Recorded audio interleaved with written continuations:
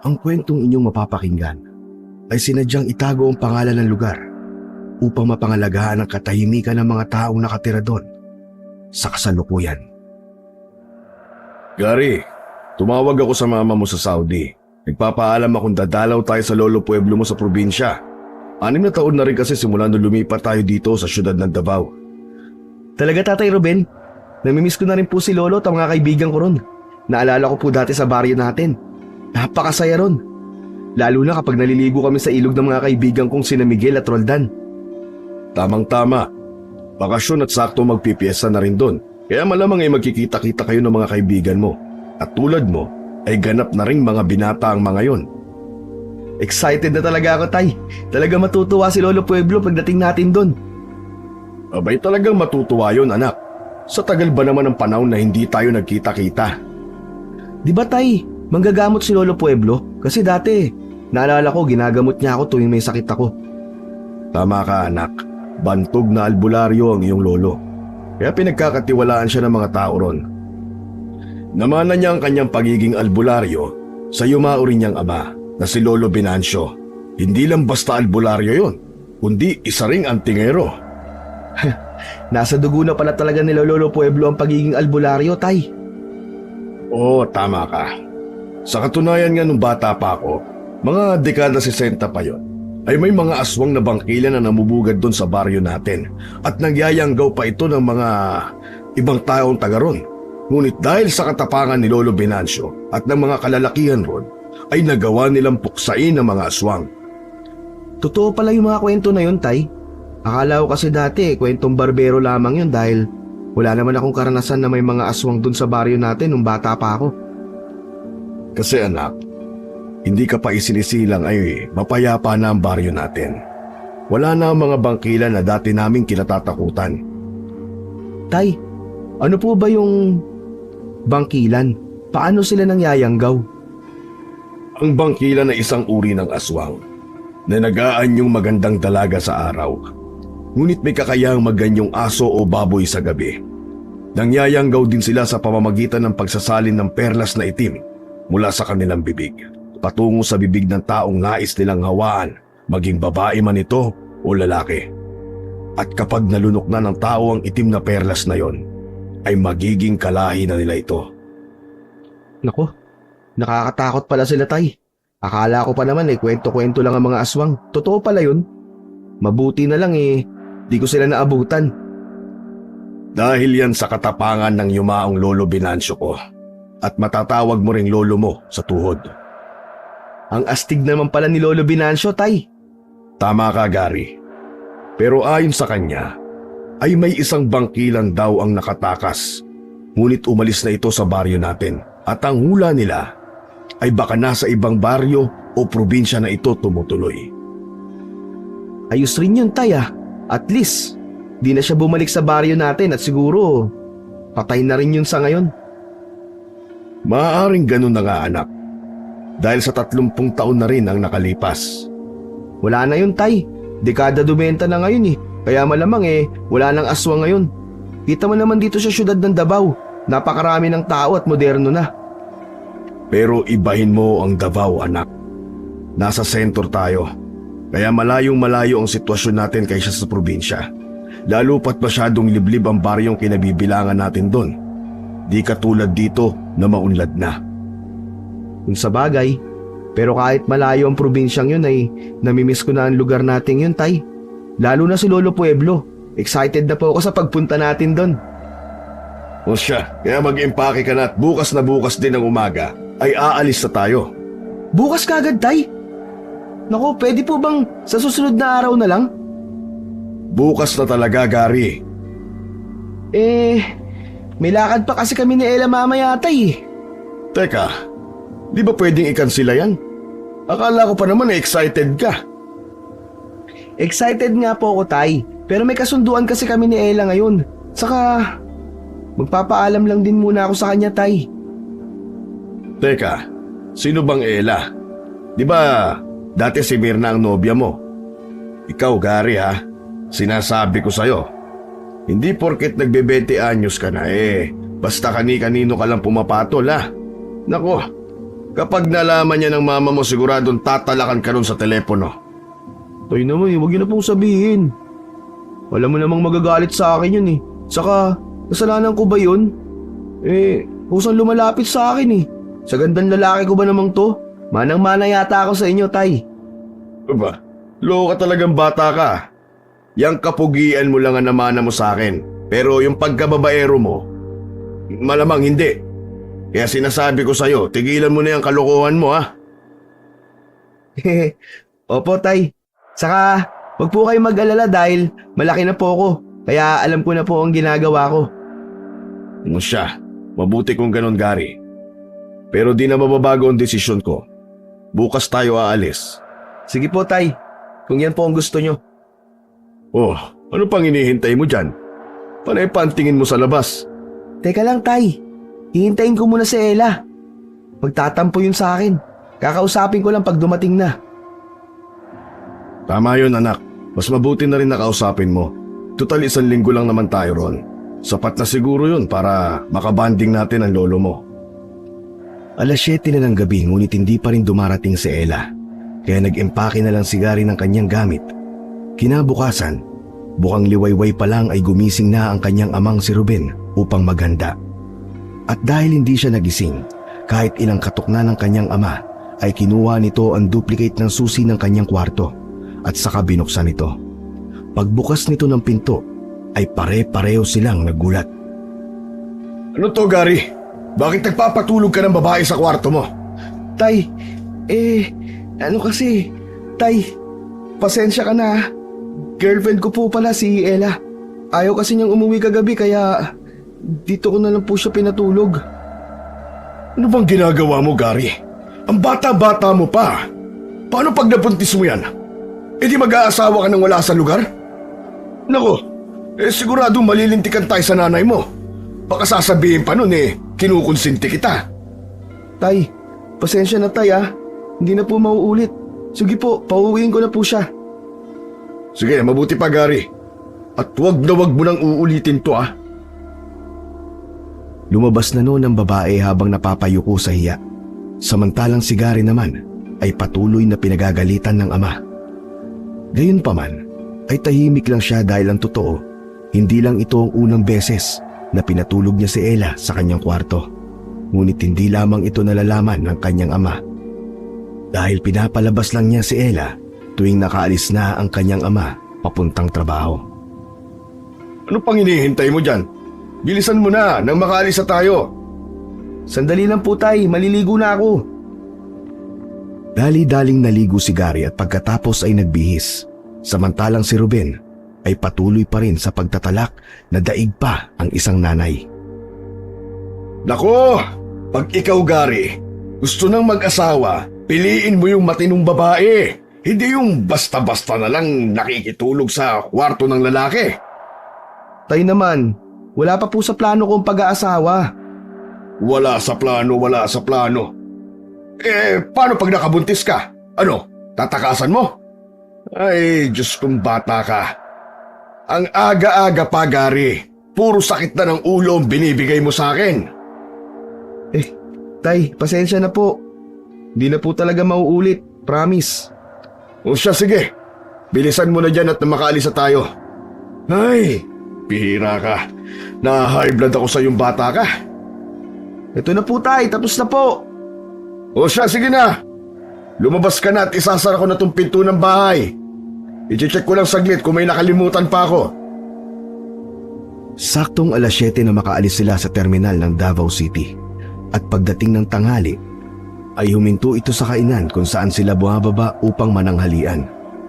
Saktong 12:30 ay muli na namang tumakbo ang bus, ngunit wala pang isang oras ay bigla itong huminto-hinto sa daan na naging dahilan upang kabahan ang mga pasahero hanggang sa huminto na nga ito ng tuluyan.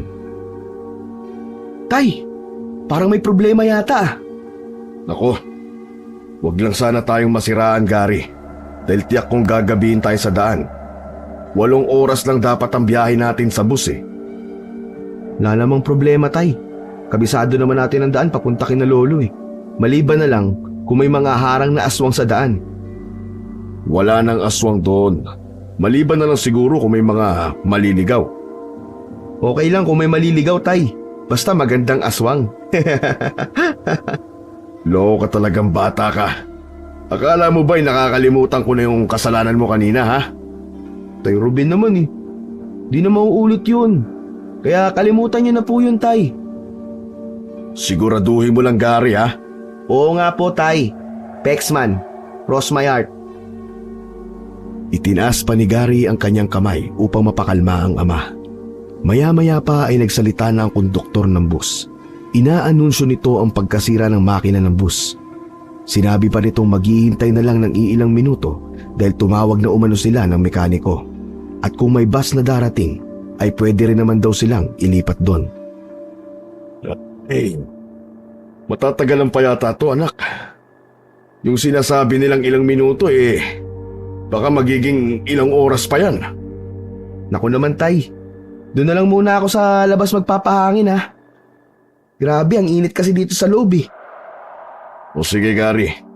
Basta kapag may bus, unahan mo na kaagad, ha, para makakuha ka ng upuan. Opo, Tay. Matik yan. Sige, bababa na po ako. Teka lang. Huwag kang lalayo sa sasakyan, ha. Hindi mo kabisado ang lugar na to. Opo, Tay. Saka wag po kayo mag-alala dahil wala pa namang aswang ngayon eh. Tigilan mo nga ako, Gary. Puro ka aswang. Pinapatawa lang kita, Tay. Ito naman oh, di na mabiro. 3:00 na ng hapon bago dumating ang isang bus. Ngunit hindi na nakaabot si Gary dahil naunahan siya ng ibang mga pasahero. At yung iba ay nagtiyaga na lamang tumayo para lang makasakay. Mabuti na lang at pagsapit ng 4:00 ay umandar na muli ang sasakyan. Kaya nag-anunsyo na muli ang konduktor upang pabalikin na mga natitirang pasahero sa loob ng bus. Inabot sila ng pasado 6:00 bago nakarating sa probinsya. Bumaba sila at sumakay ng jeep patungo sa isang lungsod. Pagkatapos ay naghanap sila ng motor papasok sa kanilang baryo. Ngunit nahihirapang silang makasakay dahil iilan pa lamang ang may motor noong mga panahong yon. Maglalakad na lang sana sila nang may isang habal-habal driver ang may babuting loob na nagatid sa kanila. Sir, malayo pa ba tayo? Di na gaano, pre. Papasok na lang tayo dito sa kanto. Sir, pasensya na po Pero hanggang dito ko lang po kayo maihahatid eh. Tay, hanggang ngayon ba naman mahirap pa rin ang daan papunta kina Lolo? Sa tingin ko parang di naman. So, anong dahilan, Manong? Bakit di mo kami maihahatid dun? Oo nga naman, pare. Hindi ba pwedeng dumiretso na lang tayo papasok? Tingin ko'y makakapasok naman ang motor mo dahil di naman maputik ang daan eh. Pwede naman po sa araw. Pero sa mga oras na to, hindi na po kami pumapasok sa lugar na yan. Aba, bakit naman pare? 7 pa lang ng gabi Mahirap po. May pamilya po akong naghihintay sa amin.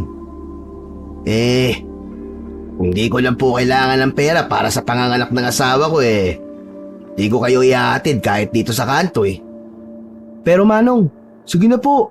Kahit magbabayad po kami ng doble. Kahit triplehin nyo pa yan, sir. Hindi na talaga pwede sa ganitong oras. Siya nga pala. Sino man pupuntahan nyo doon? Taga rito po kami dati at ngayon ay bibisitahin lang namin ang tatay ko. Kung ganon, magbadali po kayo, sir, sa daan Pasensya na po kung di ko na kayo maihahatid. Sige na, anak. Bumaba na tayo at baka lalo pa tayong gabihin sa pakikipagtawaran dito. Wala na tayong magagawa ngayon kundi ang maglakad.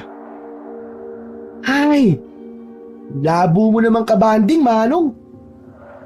Sorry po talaga, sir. Mag-iingat na lang po kayo. Sir, paalala lang. Huwag po kayong basta-basta magpapalinlang sa makikita nyo. Pambihira ka naman, Manong. Ayaw mo na nga kaming iatid. Nanakot ka pa. Totoo po ang sinasabi ko, sir. Sige po, aalis na po ako. Tila talinaga sa kanila ang sinabi ng driver. Ngunit hindi na nila ito inisip at nagsimula na silang maglakad. Tila nanibago naman si Ruben sa daan dahil napakatahimik ng lugar at wala man lang silang nakikitang kahit isang taong naglalakad. Tay, saan na kaya nakatira ang mga tao dito? Dati sa ganitong oras, may mga bata pa naglalaro sa daan eh. Lalo kapag ganitong maagang lumiliwanag ang buwan. Baka kasi may mga asawa na sila tulad natin nasa malayo na rin tumira. Siguro nga po, no? Pero imposible namang lahat para maging ganito katahimik ang baryong to. Pansin ko nga rin, anak. Parang wala nang nakatira sa mga munting bahay, oh. Di ba may mga nakatira sa mga bahay na yan dati? Oh, tingnan mo. Sira-sira na ang mga bahay, oh. Oo nga po, tay, no? Parang inabandona na. Saan kaya mga nakatira dyan? Malalaman din natin yan, anak, pagdating natin sa sentro ng baryo. Patuloy lang sa paglalakad si Gary hanggang sa sumilay sa kanila ang halos nasa 10 bahay sa di kalayuan. Mukhang malapit na tayo sa sentro, tay. Tingnan mo. May mga bahay na po sa di kalayuan. Oo nga, anak. Malapit na tayo sa bahay ng lolo mo. Ibig sabihin po, makakapagpahinga na rin tayo. Sobrang nakakapagod po sa biyahe natin, tay. Ilang sandali pa ay may nakasalubong silang isang babae. Kahit liwanag lang ng buwan ang tanging ilaw, ay halatang halata na napakaganda nito. Magandang gabi, Iha. Magandang gabi, miss. Ang ganda mo naman. Taga rito ka ba? Iha, hindi ka ba natatakot na mag-isa? Hindi sumagot ang babae. Sa halip ay tumitig lamang ito sa kanila at dumiretso lang sa paglalakad. Habang si Gary ay hindi maalis ang tingin nito sa babae. Oo, Gary. Umiiral na naman yung kapilyuhan mo, ha? Grabe naman si tatay, oh. Ibang ganda ng babaeng yun, tay. Iba pala talaga, no, tay, no? Kapag dalagang probinsyana, kahit walang make-up, litaw na litaw pa rin ang kagandahan. Gary, baka nakakalimutan mo ang mga sinabi ko sa'yo. Ano ba namang masama ron, tay? Natural lang naman na humanga tayo sa tao, di ba? Pero hindi ko po tipo ang ugali ng babaeng yun. Napaka-strikta. Hindi man lang marunong bumati o kahit ngumiti man lang. Huwag mo nang intindihin yon. Bilisan mo na dyan at nang makapagpahinga na tayo. Teka lang, tay. Ano ba yung nakaharang sa daan na yan, oh? Baboy ba yan? Ang laki naman. Oo nga. Alis! Alis! Alis dyan! Pambihira. Kanino kayang inahing baboy ito at pakalat-kalat lang sa daan? Tay, hindi siya umaalis, oh. Hala, napakapula ng mata niya, tay. Oo nga, no. Parang may galit yata sa atin, ah. Hoy! Umalis ka dyan! Adik ka ba? Anak, parang hindi na normal na baboy yan. Ano po ba yan, tay? Hindi ako sigurado, pero parang aswang. Alis! Alis! Kami ba tinatakot mo? Sige, lagot ka sa lolong pueblo ko! Imbis na umalis, ay lalo itong lumapit. Nanlisik ang mga mata at naglabas na mga pangil na tila gigil nang umatake sa kanila. Kahit kinakabahan, ay hinarap pa rin ito ni Gary ng buong tapang upang maprotektahan ang kanyang ama. Nangalap si Gary ng mga kahoy-kahoy sa daan. Akmang nakapulot na siya ng may katamtamang laki at saka naman umatake ang aswang. Nagpambuno si Gary sa naturang nilalang at hindi naman nakuwang tumingin lang ni Ruben, kaya kumuha rin siya ng kahoy at pinaghahampas ang aswang. Ilang sandali pa ay biglang dumating ang ilang mga kalalakihan na may dalang mga matutulis na kawayan at mga matatalim na itak. Dahilan upang biglang mawala ang naturang nilalang. Magandang gabi po! Ayos lang po ba kayo? Ayos na po kami. Maraming salamat sa inyo. Kung hindi kayo dumating ay baka napano na kami. Ruben! Aba, ikaw ba yan? Tay? Tay! Kami po ito ng apo mong si Gary. Anak! Apo! Ay, mabuti naman at walang masamang nangyari sa inyo.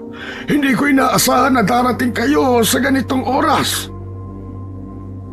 Walang mapaglagyan ng kanilang tuwa habang nagyayakapan, maliban kay Gary na tila tulala at malayo ang tingin.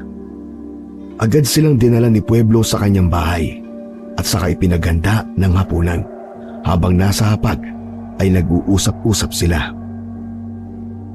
Nak, apo ko, sabik na akong makita kayo. Pero hindi na kayo dapat pumarito, lalo na't sa ganitong oras. Nasiraan ho kasi ang bus kanina, Tay. Kaya ginabi ho kami. Hindi na dapat kayo pumarito. Namimiss ka na namin, Tay. Saka, paano ba namin kayo kukumustahin? Wala naman kayong telepono. Walang telepono sa baryo nyo. Ibang-iba na kasi ang baryong ito kaysa dati. Hindi ko akalain na magiging magulo ulit. Bakit ho, Tay? Ano ho bang nangyayari dito? Simula nang umalis kayo sa lugar na ito, ay marami ng mga nagbago. Nagahari ang dilim at unti-unting nagagapi ang mga tao. Magpasalamat na lang tayo at nakaligtas pa kayo sa aswang. Anong ibig sabihin, Tay? Marami na ang mga namumugarang aswang sa lugar na ito.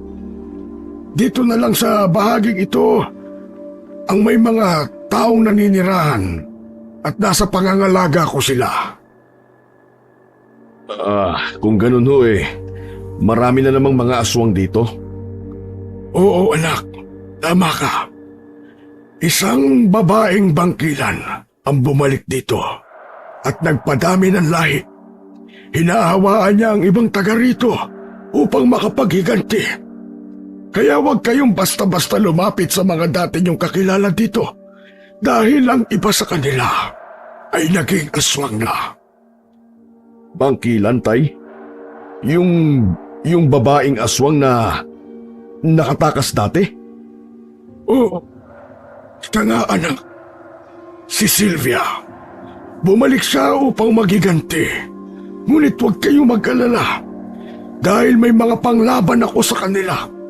Basta wag lamang kayong aalis ng malayo sa bahay na ito na hindi ko alam. May mga langis ako dito upang malalaman ninyo kung may aswang sa paligid. Langis? Oo, anak. Kumukulo ito kapag may aswang sa paligid. Kaya madali nyo lang silang mararamdaman. Nakakatakot na pala dito. Mabuti na lang at nakarating pa kami dito ng buhay. Huwag kayong mag-alala. Dahil kaya ko naman kayong protektahan. Pasasundin nyo lamang ang mga sinasabi ko. Pero hindi kayo pwedeng manatili dito ng matagal.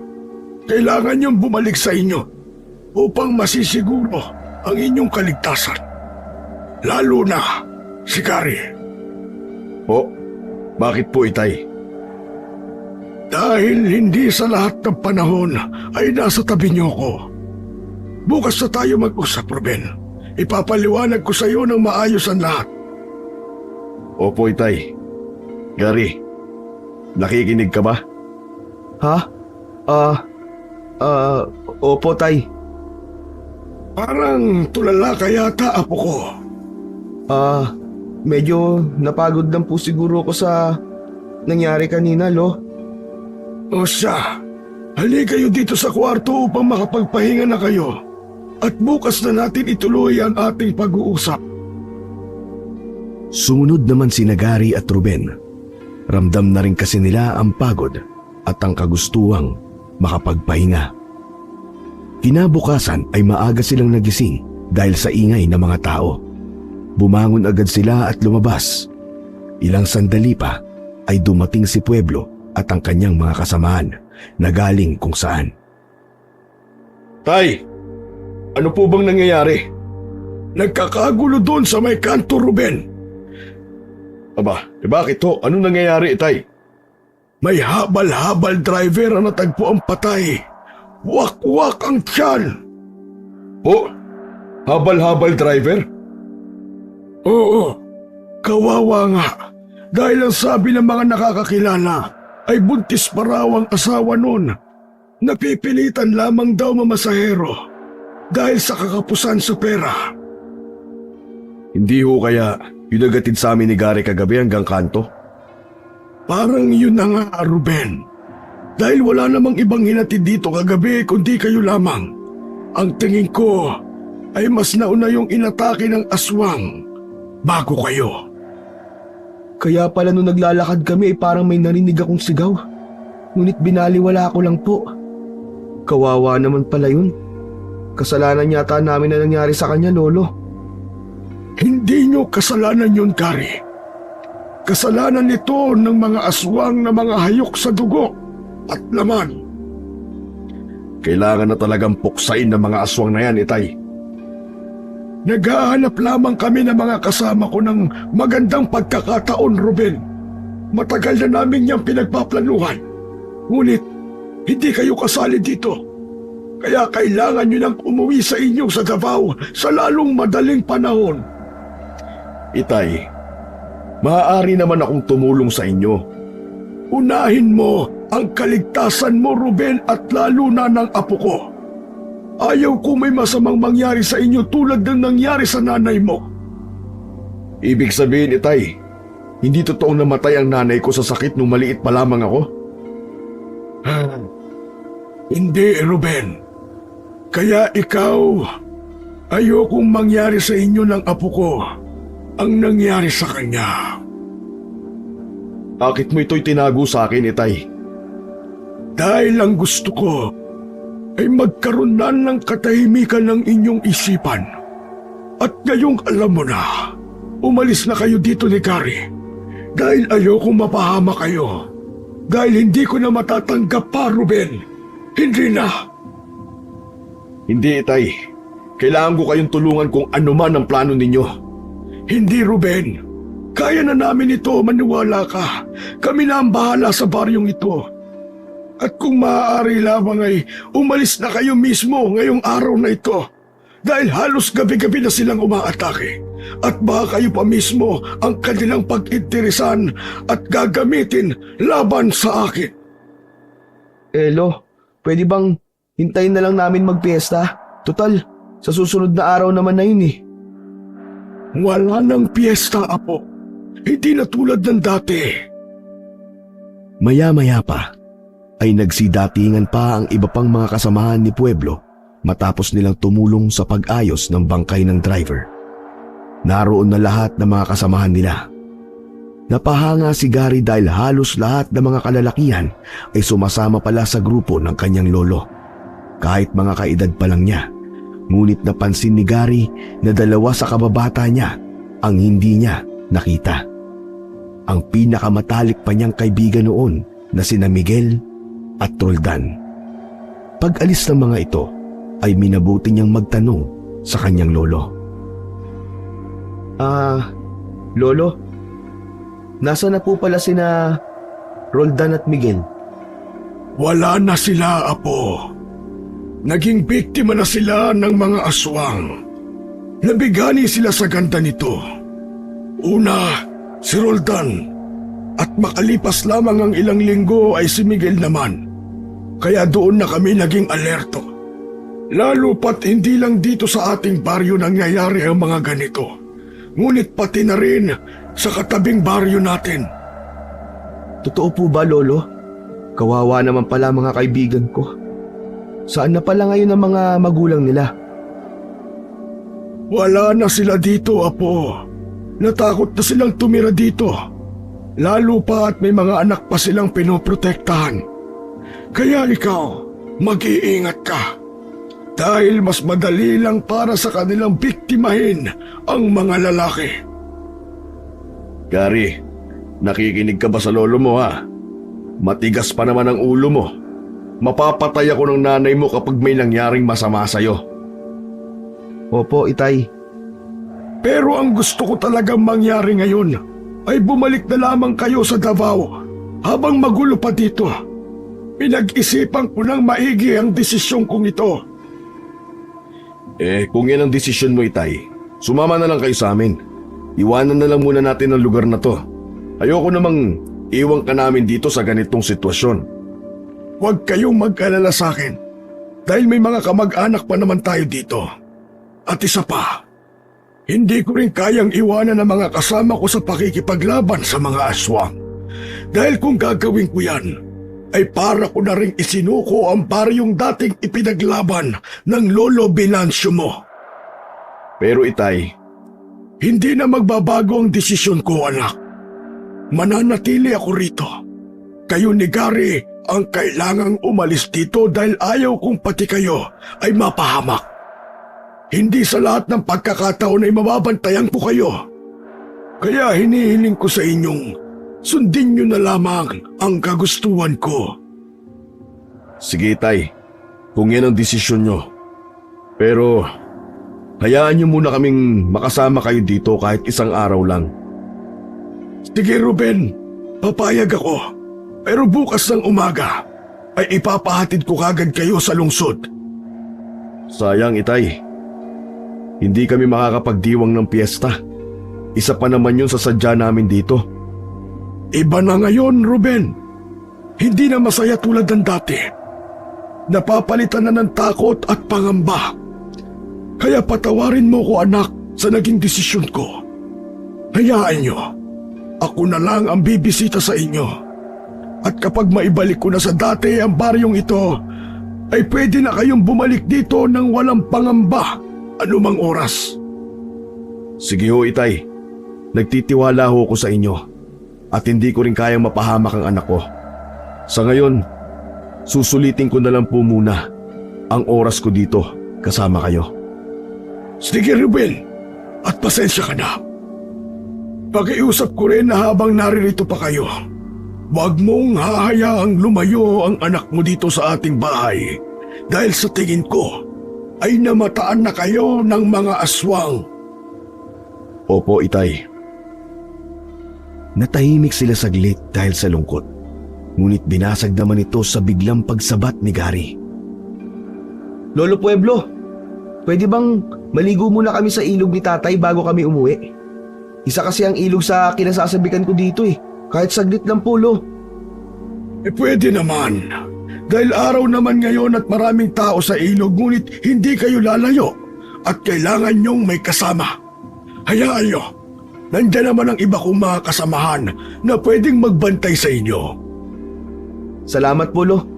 Nabimiss ko na po talagang maligo sa ilog dito.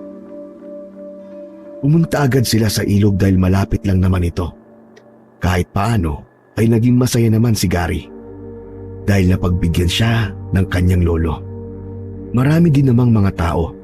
May mga naglalaba at nag-iigib ng tubig na mga kapitbahay lang din ng kanyang lolo. Wala namang kasing ibang pagkukunan ng tubig ang mga tao roon, kundi tanging sa ilog lamang. Naligo agad ang kanyang tatay at iilan din sa kanilang mga kasamahan. Samantalang siya ay umupo muna sa malaking bato. At inaalala ang kanyang kabataan kasama sina Miguel at Roldan na naliligo sa ilog habang kinukulit nila ang isang batang nagngangalang Lorena na kaedad lamang nila. Hanggang sa naging kaibigan na rin nila ito.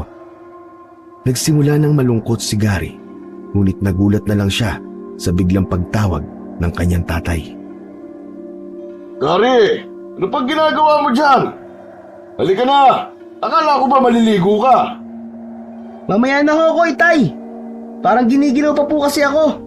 Ang lamig pala ng tubig. O sige ha, huwag kang lalayo. Tandaan mo sinabi ng Lolo Pueblo mo. Opo, Itay. Wala naman akong ibang mapupuntahan dito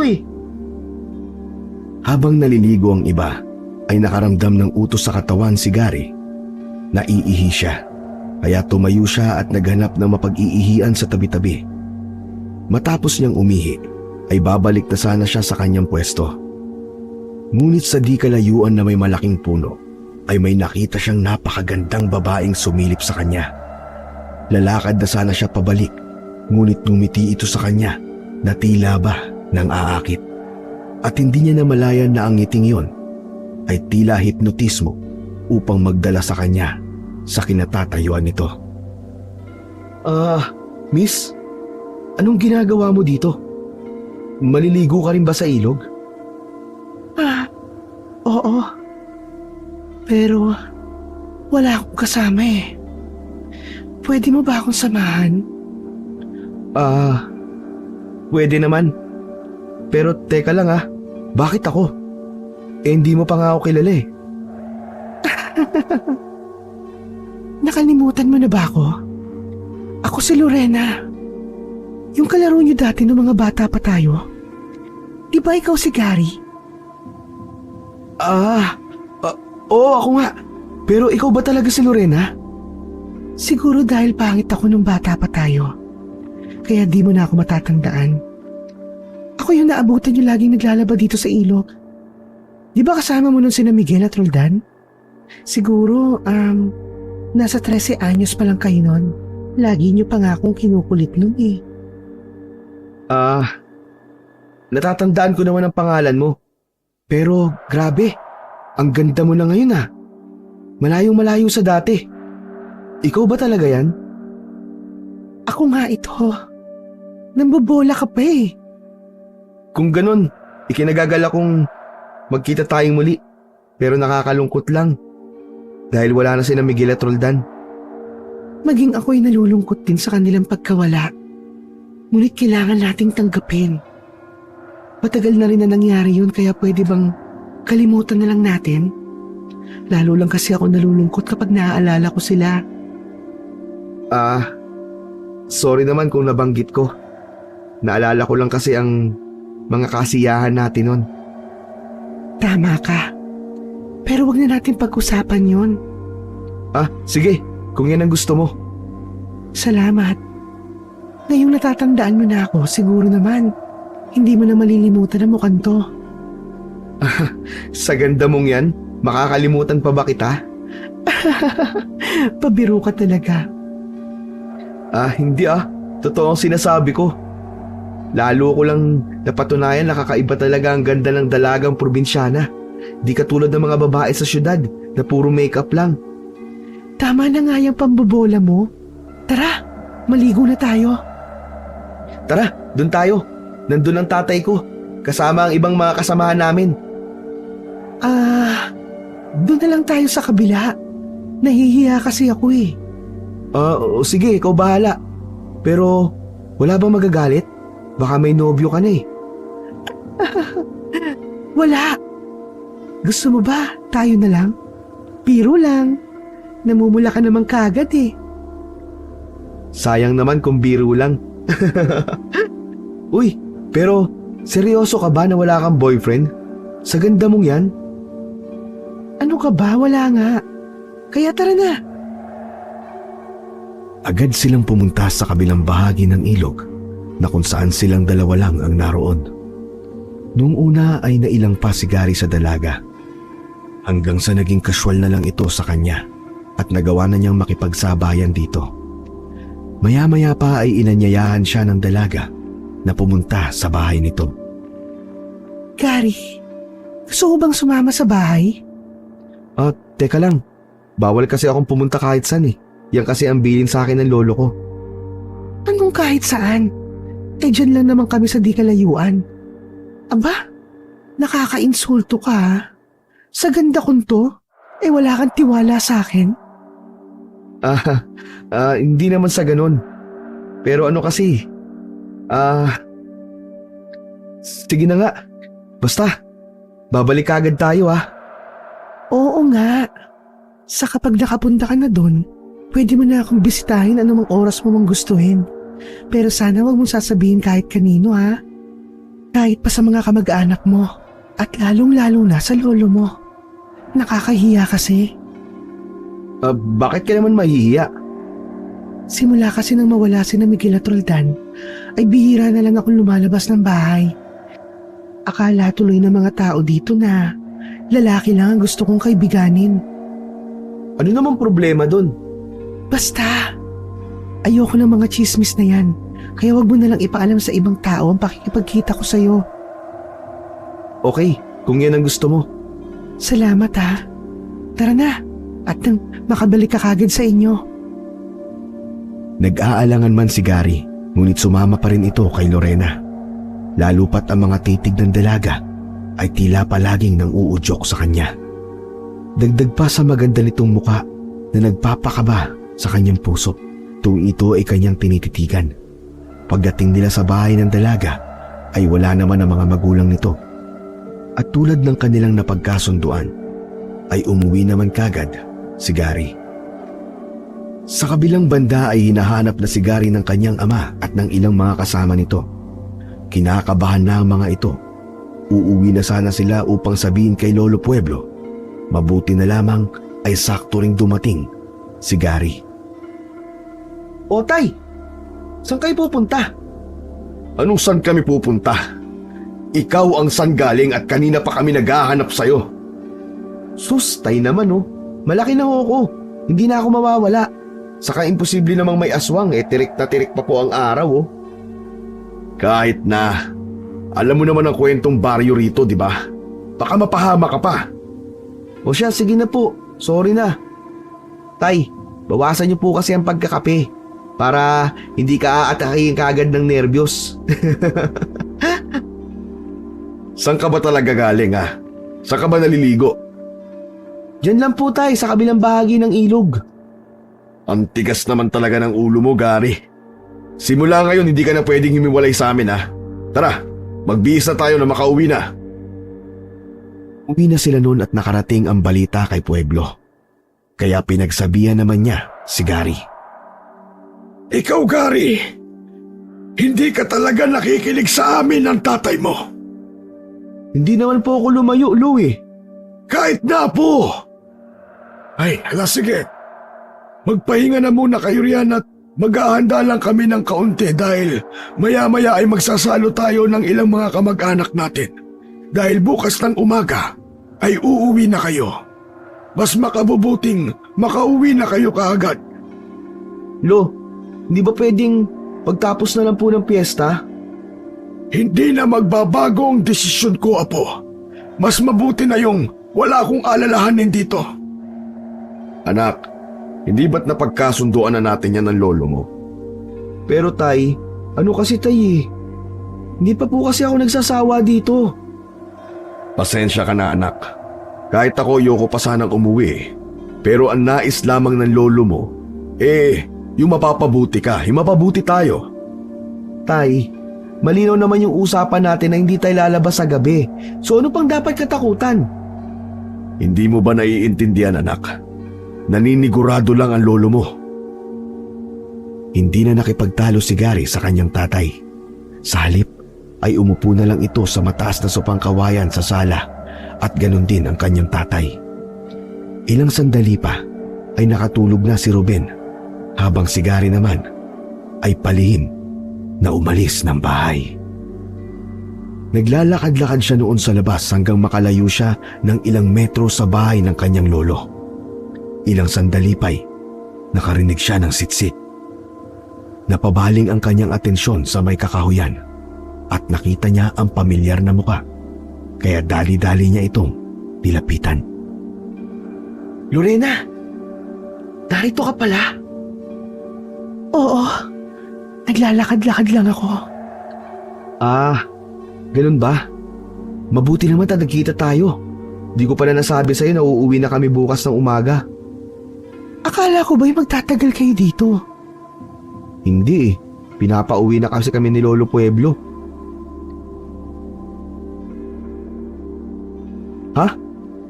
Anong sabi mo? Ang ibig kong sabihin hindi pwede kasi mamimiss kita. Ah, palabiro ka pala. Paano mo naman ako mamimiss hindi pa nga tayo. Totoo yan. Kaya nga ako naparito dahil nagbabaka sakali ako na makita ka. Ah, ganun ba? Ang totoo niyan, kanina ko pa rin iniisip kung pupunta ako sa inyo eh. Gusto mo ba? Tara, punta Pupunta tayo ng bahay pagkatapos ay ipapasyal kita. Total, huling pagkikita na natin to. Grabe ka naman magsalita. Huling pagkikita talaga. Para namang mamamatay na ako yan eh. Sabi mo kasi uuwi ka na bukas, di ba? Kaya susulitin na natin ang oras. Ilang sandali pa ay may narinig na tinig si Gary. Boses na tila pag-aari ng kanyang lolo. Kaya naman ay dali-dali sila nagtago sa isang malaking puno. Gary! Gary, nasaan ka, apo ko?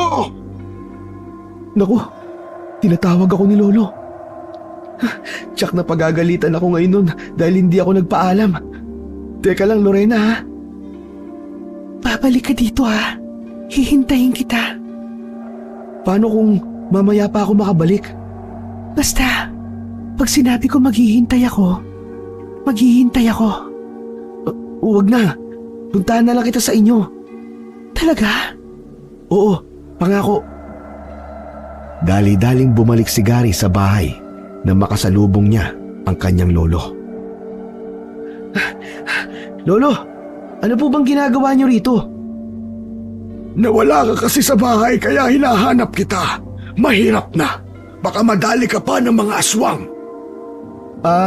Wala naman po sigurong aswang ngayon, Lo. Maliwanag pa naman po ang sikat ng araw eh. Kahit na sa mga oras na ito ay nag-aanyong ordinaryong tao lang sila at baka makita ka pa nila at pag-interesan. Ganun ba? Tara, balik na po tayo sa bahay, Lo. Teka, parang masama ang hangin sa bandaron. Parang may naaamoy akong kakaiba. Wala naman akong naaamoy, Lo ah. Tara na po, balik na po tayo sa bahay. Mabuti pa nga, Gary. Dumating na rin ang ibang kamag-anak natin para sa kaunting salo-salo. Oo nga po. Kung ako lang po masusunod, Lo. Gusto ko pa po sanang manatili dito kahit 1 linggo lang eh. Para sa kabutihan mo, Apo. Baka kasi may mga karumal-dumal na namang mangyari tulad ng nakaraang piyesta. Bakit po, Lo? Ano po bang nangyari nun, Lo? Nagdidiwang din na mga aswang tuwing piyesta. Sa gabi pa lang ng disperas ay naghahanda na sila upang salubungin ang piyesta sa ating gabi. Nagsasalo-salo sila, ngunit ang masaklap doon ay nambibiyag sila ng mga tao upang lapain. Minsan pa nga ay dumadayo sila sa ibang baryo upang manlinlang. Ginagamit nila ang kanilang alindog. Ho? Hindi ka ba natatakot sa kanila, Lo? Hindi, Apo. Dahil may mga panlaban ako sa kanila. Isa pa ay matanda na ako. Kaya ilalaan ko na ang natitira kong buhay para sa baryong ito. At ikaw naman, bata ka pa. Huwag matigas ang ulo dahil ayokong masayang lang ang buhay mo. Nakabalik na sila ng bahay at naroon na ang kanilang mga kamag-anak. Iilan lamang ang mga ito ngunit kahit paano ay nabigyang halaga pa rin ang kanilang pagbabakasyon. Pagkatapos ng salo-salo ay muli na namang pinaalalahanan si Gary ng kanyang lolo. Gary, yun ang pag-usapan natin. Delikado na ang panahon ngayon kasi malapit na ang piyesta. Kaya huwag kayong lalabas lalo na sa gabi. Lolo, bawal po ba kahit dyan lang po sa bakuran? Hindi naman, Apo.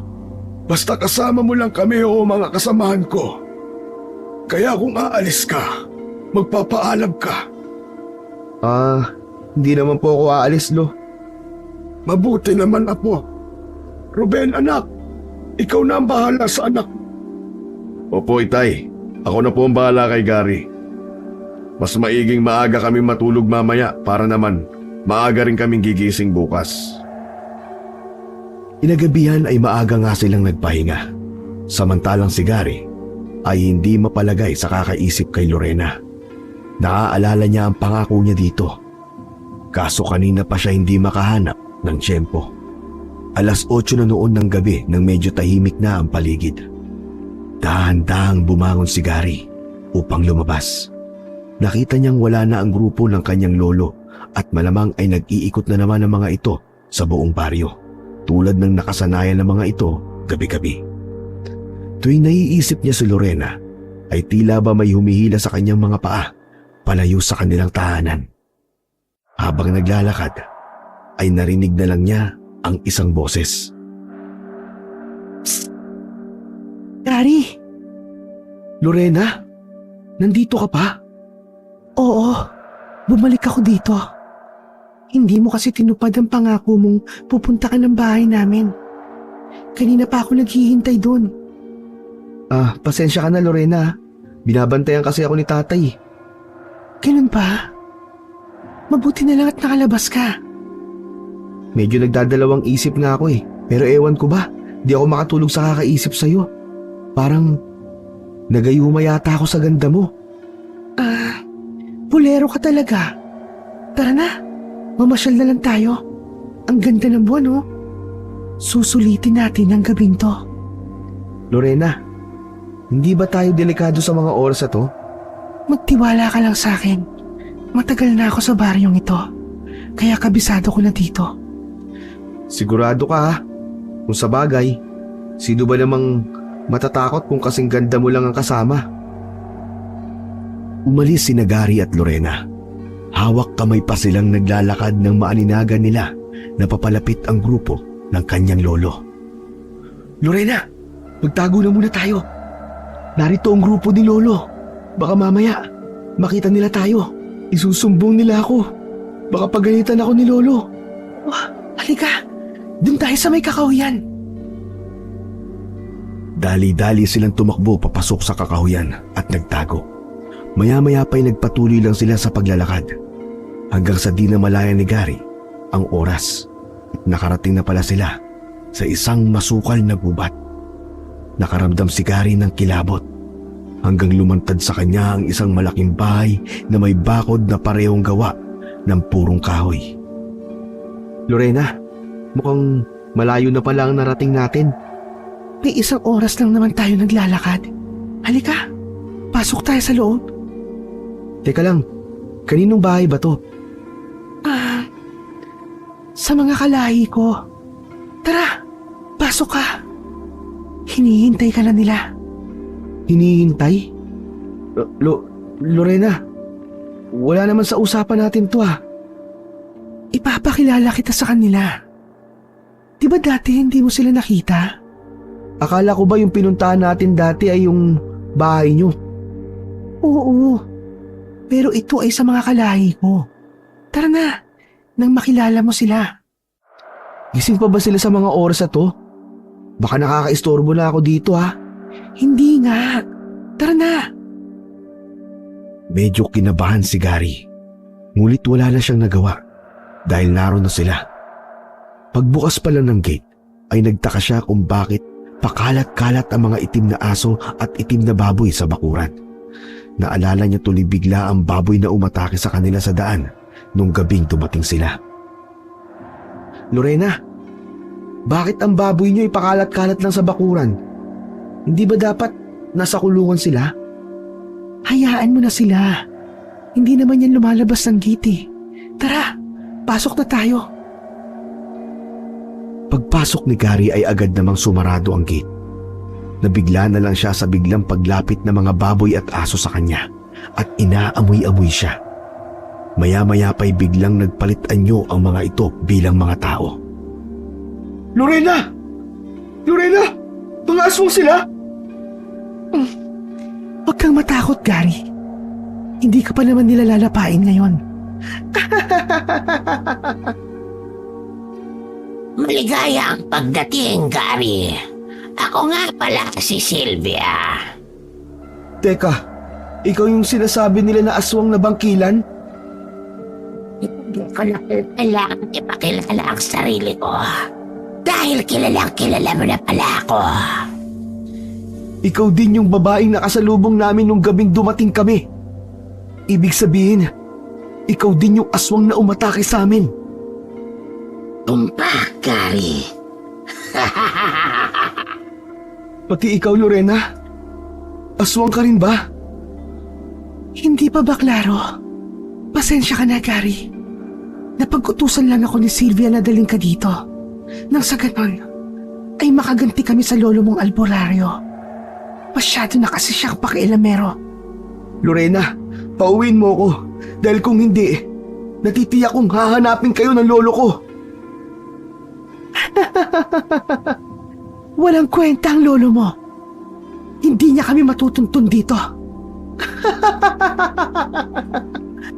Walang iya ka, Lorena. Tumahimik ka! Ikaw ang nararapat ipasok sa kulungan.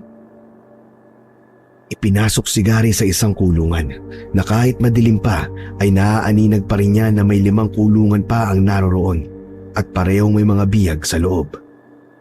Nagpumiglas siya ngunit wala siyang nagawa dahil iniwan na siya ng mga ito hanggang sa nakatulog na lang siya. Kinaumagahan ay nagising siya sa kalabog ng mga kulungan. Para silang mga asong pinapakain ng tig-iisang pirasong hiwa ng karne na hindi masikmura ang amoy. Kaya itinapon niya ito pabalik. Nakita niya si Lorena na nakangising tumingin sa kanya. Nakaupo ito sa isang magarang upuan at katabi nito si Sylvia na tila reynang pinagsisilbihan ng mga kalahi. Napakaganda ng mga ito kung titingnan. Ngunit kung may isip ni Gary ang totoong anyo ng mga ito, ay nasusuklam siya. Lorena, palayain mo ako dito. Kapag ako nakaalis dito, mananagot kayo sa akin. Wala ka ng pag-asang makatakas dito dahil bispiras na ngayon at mamayang 12:00 ng gabi ay sasalubungin namin ang piyesta at sabay-sabay namin kayong lalapain. Hindi nyo magagawa yan dahil natitiyak kong darating ang lolo ko. Kaya kung ako sa inyo, paalisin nyo na kami dito. Wala nang makakatulong sa inyo, Gary. Kagabi lang ay nilusob ng lolo mo at mga tauhan niya ang dati naming kuta. Malas lang nila at wala silang nadatnan. Hindi nila alam itong bagong kuta namin at ang iba sa kanila ay nahulog sa aming patibong. Marami na sugatan sa kanila. Kaya huwag ka nang umasa, Gary. Walang iya ka, Lorena. Wala kang awa. Matagal na, Gary. Kaya hindi mo na kailangan sabihin yan. Ang hirap kasi sa'yo ay madali ka malinlang sa panlabas na anyo. Hindi na muling nagsalita pa si Gary. Saka lamang niya naalala ang sinabi ng kanyang lolo na hindi magpapalinlang. Ngulit huli na ang lahat dahil nabihag na siya. Minasdan na lang niya ang paligid at gumawa ng plano para makatakas ngunit mahigpit ang kanilang tagabantay. Ikwinintas nito ang susi ng kanyang kulungan. Nanghina na si Gary dahil sa gutom at uhaw. At nang nakita siya ni Lorena, ay inabutan siya nito ng tubig at tinapay. Kumain ka. Hindi ka pwedeng mamatay dahil ikaw ang aming espesyal na bihag. Kaya kailangan mong umabot mamayang hating gabi. Walang iya ka. Pagbabayaran mo to, Lorena. Sinisiguro ko sa'yo makakaalis ako dito. Ang dami mong sinasabi. Pag-alis ni Lorena, ay kinain ni Gary ang ibinigay nito. Nang sa ganun ay magkaroon siya ng lakas. Hanggang sumapit ang hating gabi na hinihintay ng mga aswang. Ang salubungin ang piyesta sa pamamagitan ng pagtitipon at pagsasalo-salo. Lalo pang naging agresibo ang mga ito dahil saktong-sakto ito sa kabilugan ng buwan. Maya-maya pa ay inilabas na si Gary mula sa kulungan. Isa sa mga biyag ang sumubok na lumaban, ngunit wala itong sapat na lakas. Kaya madali lamang itong kinitilan ng buhay ni Sylvia sa pamamagitan ng pagkagat sa leeg nito at pagdukot ng lamang loob. Saka pinagtulungan lapain ng kanyang mga alagad ang walang buhay nitong katawan. Mga wala kayong awa! Mga hayop kayo! Mga walang awa! Mga demonyo! Limik ka kung ayaw mong ikaw ang isunod ko. Kumalma ka muna, Sylvia. Mahaba-haba pa ang gabi. Itali nyo na ang mga yan. at dali na sa pagdarausan ng pagtitipon. Itinali ang mga kamay ni Gary sa kanyang likuran, maging ang mga natirang bihag, at sa kanila hinila sila palabas hanggang sa bumungad sa kanila ang isang munting entablado. Iniwan silang nakaupo sa lupa sa harap mismo ng entablado at nakatali pa rin. Sa harap nila ang mga aswang na nagkakasiyahan. May mga nag-iinuman at nagsasayawan sa ilalim ng maliwanag na buwan. Magpatuloy lamang kayong magsaya. Mamayang hating gabi ay muli nating pagsasaluhan ang preskong laman. Naghihiyawan ang lahat habang nakatingala sa buwan. Nanindig ang balahibo ni Gary sa kanyang nasaksihan. Kahit nag-anyong tao pa ang mga ito, ay para silang mga asong ulol na umaalulong sa kabilugan ng buwan. Habang aliw na aliw ang mga aswang, walang tigil na naghahanap ng paraan si Gary. Kinapa niya ang lupa na malapit sa kanyang kinalalagyan hanggang sa nakapulot siya ng isang matalim na bagay. Mabilis niya itong ikiniskis sa tali. Umabot ng halos kalahating oras bago ito tuluyang natanggal. Walang sinayang na minuto si Gary. Nang mapansin niyang abala ang mga aswang, ay dali-dali siyang gumapang sa ilalim ng entablado hanggang kabilang bahagi nito. Mga kalahi, ganap na ang hating gabi. Ngayon na ang tamang oras para salubungin natin ang pinaka-aabangan nating piyesta ng ating baryo. Tandaan nyo mga kabaryo, sa atin ang baryong ito. Naghiyawan ang mga aswang ngunit tatahimik sila na marinig nila ang sigaw ni Lorena. Sylvia! Mga kasama! Nawawala ang isang bihag! Nawala si Gary! Nakawala kayong silbi. Harapin nyo! Hindi pa nakakalayo yun! Mga kasama! Hanapin niyo si Gary! Nang marinig ni Gary ang utos ni Lorena, ay tumakbo siya sa abot ng kanyang makakaya. Ngunit nakalayo lamang siya ng ilang metro, ay hinarang na siya ng isang malaking aso. Namumula ang mga mata, nag-aangil ang mga ngipin, at handang-handa nang umatake sa kanya. Maya-maya pa ay dumating na ang mga kasama nitong nag-anyong halimaw na tila uhaw sa dugo at laman. Umakbo si Gary pa kanan, hindi niya inalintana ang mga mahahabang damo, ngunit mabilis na lumundag sa kanyang harapan ng isang halimaw. Akmang susunggaban na siya nito ng isang matulis na kawayan ang dumapo sa likuran nito, kaya naman ay napaiktad ito at bumulugta sa lupa. Naglaho naman ang iba pang aswang nang makitang parating ang maraming mga kalalakihan. Lolo Pueblo!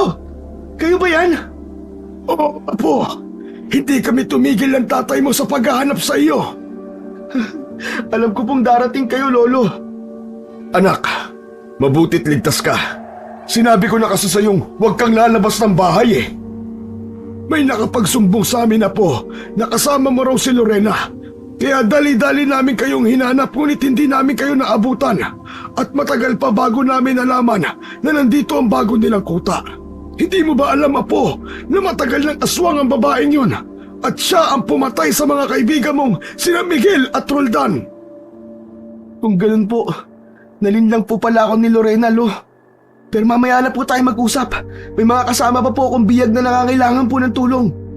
Alam namin yan, apo. Dahil ang ilan sa mga kasamahan namin ay kamag-anak nila.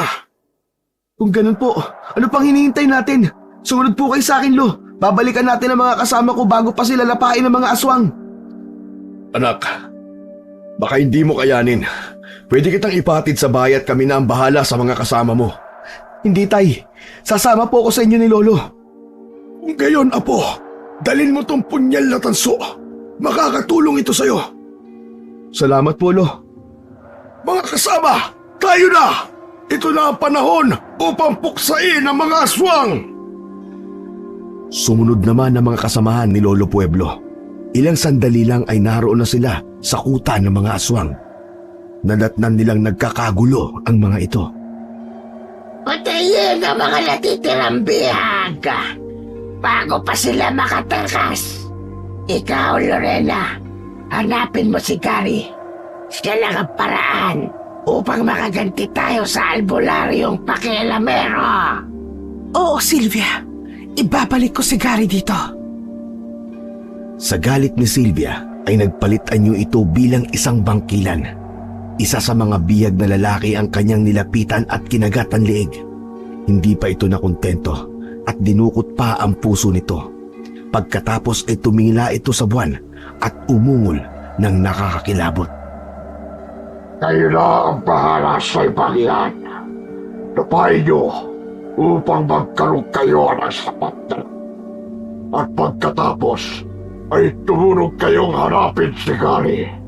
Ibalik niyo sa dito ng buhay dahil ako mismo ang lalapa sa kanya. Yun na nga ang eksenang naabutan nila Gary. Hindi na nila nagawang iligtas ang isa pang biyag dahil huli na sila. Sa pag-atake ng mga aswang sa ibang biyag ay diretso na nila itong sinalakay. Nagkaroon ng matinding labanan sa grupo ni na Pueblo at ng mga aswang. Samantalang si Gary, gamit ang punyal ay dali-dali niyang tinanggal ang tali ng mga natirang biyag. Ilang sandali pa ay may narinig silang tinig ng isang babae mula sa entablado. Kaya saglit na natigil ang labanan. Magaling! Magaling! Kayo pa mismo ang naggatid sa inyong kamatayan. Anong may tagbabalaki mo, matanda albularyo?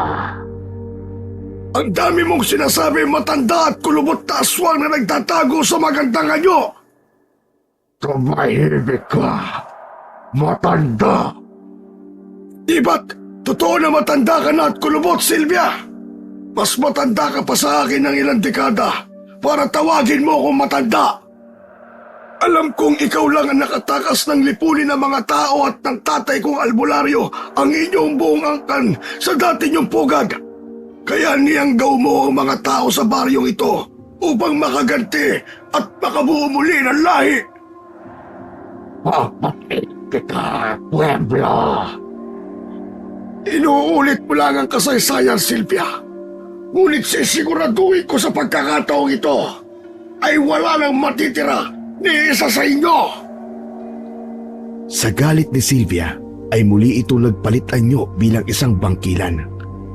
Ngunit walang pag-aatubili na lumapit si Pueblo kay Sylvia. Muling sumiklab ang labanan ng aswang at ng grupo ni Pueblo. Nakipagpambuno ang albularyo kay Sylvia. Halos maubos ang kanyang lakas, ngunit sa tulong ng mga orasyon na ipinagkaloob sa kanya ng kanyang ama, ay bigla na lamang nanghina si Sylvia, kaya natamaan niya ito ng kanyang patalim sa kanang balikat. Nang maramdaman ito ang kahinaan, ay bigla na lamang itong umatras at naglaho. Lo! Nawala si Sylvia! Diyan ka lang, apo, at susundan ko siya. Naaamoy ko ang kanyang presensya. Sasamahan kita, Lo! Hindi na, apo. Kaya ko na to. Hanapin mo ang iyong ama. Sinundan ni Pueblo si Sylvia, samantalang si Gary ay hinanap ang kanyang ama. Naabutan niya itong nakatapat si Lorena na nag-aanyong aswang. Tila nanghihina na ang kanyang ama at nagkaroon ito ng kalmot sa dibdib. Layuan mo ang tatay ko! Ako ang harapin mo, Lorena! Hindi mo kami malilipol, Gary. Gary, anak. Ako nang bahala rito. Kayang-kaya ko na to. Hindi, tay. May sugat ka. Ako na pong bahala dito. Sa akin mananagot ang aswang na yan. Nagtapat sila Gary at Lorena. Malakas si Lorena at maliksi. Ngunit sa gigil ni Gary ay madali lamang niya itong natamaan sa dibdib ng kanyang punyal na tanso. Kaya lang hina ito. Ang punyal na tanso ay isang mabisang panlaban sa aswang. Tutuluyan niya na sana ito nang bigla ito magpalit sa anyong tao. Huminahon ka. Kaibigan mo ko. Hindi. Hindi ikaw ang dati kong kaibigan. Gary, Maniwala ka. Ako to. Hindi ko sinadyang magkaganito ko. Niyanggaw lang ako ni Sylvia. Niyanggaw ka? Ngunit hayop ka rin sa dugo at laman ng tao? Gary, hindi ko kagustuhan ang lahat ng ito. Natatakot lang ako kay Sylvia dahil makapangyarihan siya. Maniwala ka sa akin. Kung ganun, Lorena, paano ba kita matutulungan? Ilayo mo ko dito, Gary. Tulungan mo ko, Gary. Ilayo mo ko kay Sylvia. Ilayo mo ko sa kanya, parang awa mo na. Gary! Huwag kang maniwala sa kanya! Gary, maawa ka sa akin. Ilayo mo ko kay Sylvia. Lumapit si Lorena kay Gary at yumakap. Napayakap naman sa kanya ang binata. Sa isang iglap, bigla na lamang naglabas ng pangil si Lorena upang kagatin ang leeg ni Gary. Ngunit mas mabilis na naitarak ni Gary sa likuran nito ang punyal na tanso, dahilan upang mapaungol ito sa sakit.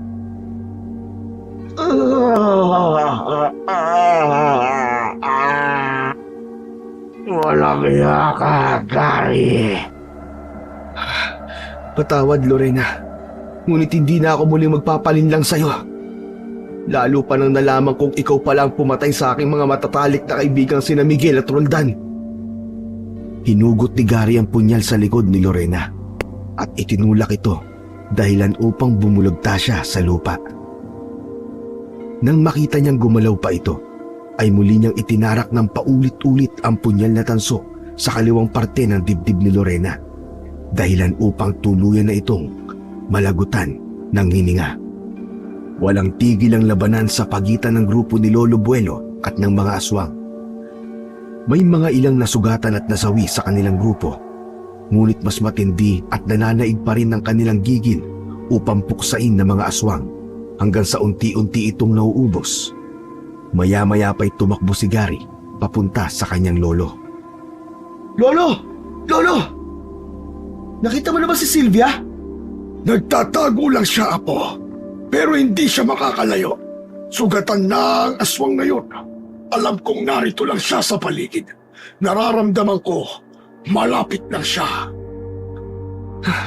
Kailangan mamatay ang babaeng yun sapagkat siya ang tunay na salot sa baryong ito. Habang nagsasalita si Gary, ay hindi niya namalayan ang biglang paglundag ni Sylvia sa kanyang likuran at biglang kinalmot ang kanyang likod, dahilan upang mapaigdad siya sa sakit at nabitawan ang kanyang dalang punyal. Pagkatapos ay tuluyan na siyang hinawakan nito sa liig gamit ang mga matutulis nitong mga kuko. Nabigla naman si Pueblo sa kanyang nakita. Puro kayo satsat. Mauuna kayong mamamatay sa akin. Layuan mo ang aking apo! Hindi. Dahil kailangan ko ang apo mo upang makatakas ako rito. Umalis kayo ng mga tauhan mo at bibitawan ko ang apo mo. Paalisin kita dito, basta't bitiwan mo lang ang apo ko. Hindi ako tanga para maniwala sa'yo, matandang pueblo. Aalis ba kayo dito o tutuluyan ko ng lagutan ng hininga ang apo mo? Lo! Hayaan niyo na ako dito! Umalis na kayo, Lo! Hindi kita iiwan, Gary. Kung ganon, isasama ko ang apo mo sa hukay. Huwag, Sylvia! Paalisin kita dito, basta't huwag mo lang sasaktan si Gary. Kaya umalis na kayo at bibitawan ko ang apo mo.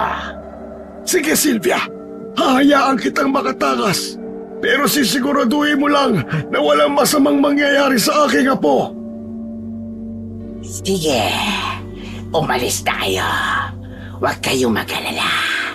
Dahil marunong akong tumupad sa usapan. Umatras ng bahagya ang grupo ni Pueblo. Wala silang nakitang ibang paraan. Alam nilang isang galaw lang ni Sylvia ay tuluyan ng babaon ng kuko nito sa leeg ni Gary. Nang makalayo na sila ng ilang metro, ay humalakak pa ito ng malakas dahil naisahan nito ang albularyo. Mga bobo, naniwala naman kayo sa akin. Kung gusto kong tumakas ay kanina pa sana, Pueblo. Ngunit hindi ako papayag na hindi ako makaganti bago ko tuluyang umalis. Patayin ko muna ang apo mo. Uluyan nang naging bangkilan si Sylvia. Akmang lalagutan na sana ito nang hininga si Gary ng isang matulis na kawayan ang tumaob sa likod nito, dahilan upang mapaigtad ito at mabitawan si Gary. Kanina pa pala palihim na umikot si Ruben sa bandang likuran nito.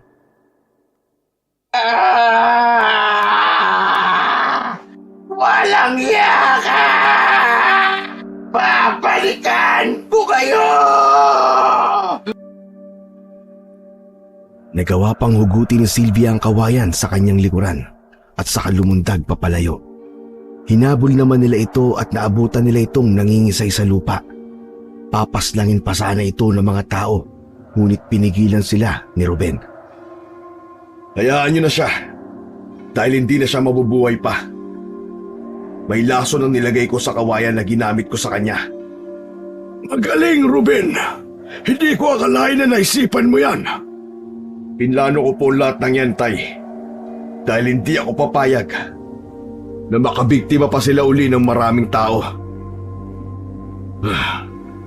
Pinagmasdan nila ang pagbabalikan yung tao ni Sylvia, habang sapu-sapu nito ang dibdib na tila hirap na hirap sa paghinga. Epekto ito ng lason na kumakalat sa buong katawan niya. Ilang sandali lang ay nalugutan na ito ng hininga, dahilan upang unti-unti ring lumantad ang tunay na anyo nito. Mula sa nakilala nilang magandang Sylvia ay nagiging isang kulubot na matanda. Dagdagan pa sa pangingitim ng balat nito dahil sa lason. Si Sylvia Beanlo, ang tanda na pala niya at ang pangit. Malayong-malayo sa kanyang dating itsura. Oo, Gary. Yan ang tunay niyang itsura. Sa wakas, ay wala na natitirang bangkilan. Oo, Ruben.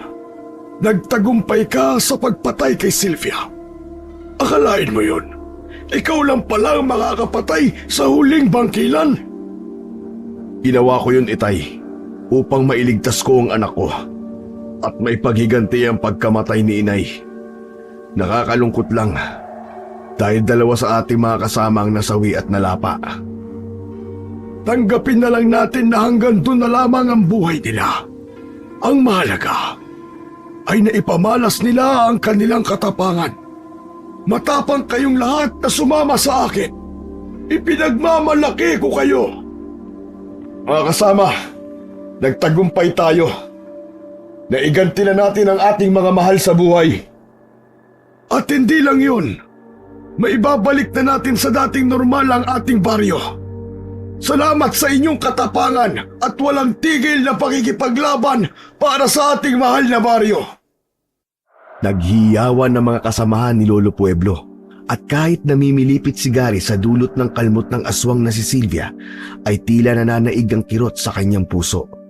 Naluha siya. Nauunawaan niya na kung bakit gigil na gigil ang grupo ng kanyang lolo na puksain ng mga aswang. Bago sila umuwi, ay sinunog muna nila ang lahat ng bangkay ng mga aswang, pati ang malaking bahay na ginawang pugad ng mga ito. At habang nagliliyab ang apoy, dahan-dahan na rin silang lumalakad pa uwi. Nanatili muna sila Gary at Ruben ng 1 linggo sa baryong yon, at sa pagbabalik nila sa syudad ng Davao, ay nagbago na si Gary. Naging mapili na siya sa mga babae hanggang sa natagpuan niya ang tunay niyang pag-ibig. Ang kwentong inyong mapapakinggan